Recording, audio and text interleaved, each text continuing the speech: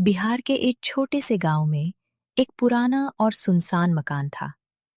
उस मकान का एक कमरा पिछले 30 सालों से बंद पड़ा था। गांव के बुजुर्ग कहते थे कि जिसने भी उस कमरे का दरवाजा खोला, वो कभी पहले जैसा वापस नहीं लौटा। दिन में लोग उस घर के पास से निकल जाते थे, लेकिन रात होते ही कोई भी उसकी तरफ देखने की हिम्मत नहीं करता था। अर्जुन, उस घर के पास भी मत जाना। क्यों? क्या सच में कोई भूत रहता है वहां?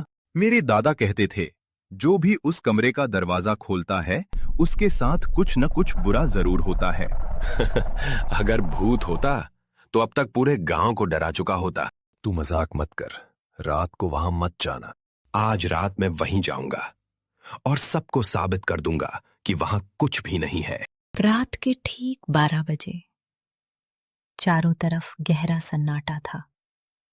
हवा की आवाज भी किसी डरावनी फुसफुसाहट जैसी लग रही थी। अर्जुन अपने मोबाइल की टॉर्च जलाकर उस पुराने मकान की तरफ बढ़ने लगा।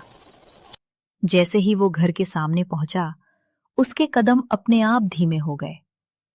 पुराना लकड़ी का दरवाजा हवा से चर चर की आवाज कर रहा था। चलो देखते हैं आखिर इस कमरे का राज क्या है।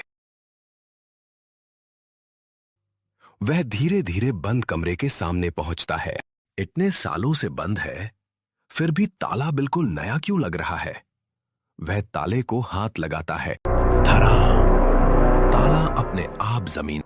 अर्जुन कुछ पल के लिए घबरा गया, लेकिन उसने खुद को संभाला और धीरे धीरे दरवाजा खोला। दरवाजा खुलते ही अंदर से ठंडी हवा का तेज झोंका बाहर आया। कमरे में चारों तरफ धूल जमी हुई थी।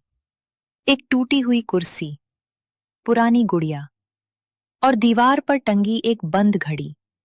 सब कुछ ऐसा लग रहा था जैसे समय यहाँ 30 साल पहले ही रुक गया हो। बंद कमरे में बच्चे की हंसी लगातार गूंज रही थी। अर्जुन का दिल जोर जोर से धड़कने लगा। उसने अपने मोबाइल की टॉर्च चारों तरफ घुमाई, लेकिन वहां कोई नहीं था। कमरे में सिर्फ पुराना सामान, धूल और गहरा अंधेरा था। तभी टिक टिक टिक, दीवार पर लगी पुरानी घड़ी पहले से भी तेज चलने लगी। कौन है? सामने आओ। अगर कोई मजाक कर रहा है तो अभी बंद कर दो। अचानक एक धीमी आवाज सुनाई देती है। तुम यहाँ क्यों आए हो? अर्जुन के हाथ कांपने लगे। उसने आवाज की दिशा में टॉर्च घुमाई, लेकिन वहां सिर्फ एक पुरानी लकड़ी की अलमारी थी। जैसे ही वो अलमारी के पास पहुंचा, छिर, अलमारी का दरवाजा अपने आप खुल गया। अंदर एक पुरानी डायरी रखी थी। ये डायरी यहां कैसे? वो डायरी खोलता है। ये डायरी यहां कैसे? वो डायरी खोलता है। अगर तुम ये पढ़ रहे हो तो अब इस कमरे से बाहर निकलना आसान नहीं होगा। ये किसने लिखा है? डायरी के अगले पन्नों में लिखा था कि कई साल पहले इस घर में एक परिवार रहता था। एक रात अचानक घर में रहस्यमयी घटनाएं होने लगी। परिवार के सभी लोग गायब हो गए। उस दिन के बाद से ये कमरा हमेशा के लिए बंद कर दिया गया। लेकिन कहानी यहीं खत्म नहीं हुई। आखिरी पन्ने पर लाल स्याही से लिखा था, वो आज भी किसी नए मेहमान का इंतजार कर रही है। नहीं, मुझे यहां से निकलना होगा। वह दरवाजे की तरफ भागता है, लेकिन दरवाजा नहीं खुलता। अचानक कमरे का तापमान बहुत ठंडा हो जाता है। अर्जुन की सांसों से धुआं निकलने लगता है। कमरे के कोने में रखी पुरानी गुड़िया धीरे धीरे अपना सिर अर्जुन की तरफ घुमाती है। उसकी टूटी हुई आंखों में अजीब सी चमक दिखाई देती है।